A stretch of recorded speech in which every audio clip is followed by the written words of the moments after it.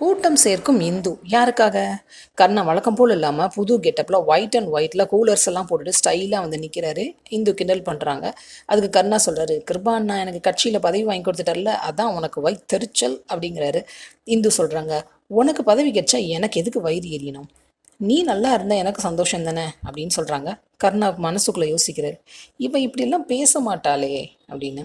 இந்து சொல்கிறாங்க, சரி நாளைக்கு ஃபங்க்ஷனுக்கெல்லாம் ஏற்பாடுலாம் பண்ணிட்டல அப்படிங்கிறாங்க. கர்ணா தலையை ஆட்டுறாரு. ஆனாலும் ஒரு மாதிரியாக இருக்கார்.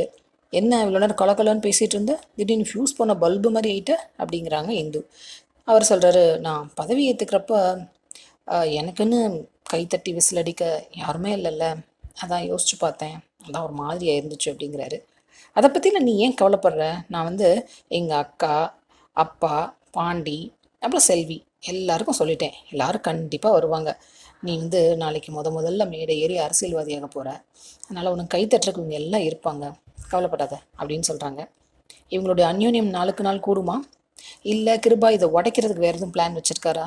இந்த கதை எப்படி போனால் நல்லாயிருக்கும்? கமெண்ட் பண்ணுங்கள். சீரியல் அப்டேட்ஸ்க்கு எங்கள் சேனலை சப்ஸ்கிரைப் பண்ணுங்கள். மீண்டும் அடுத்த அப்டேட்டில் சந்திப்போம்.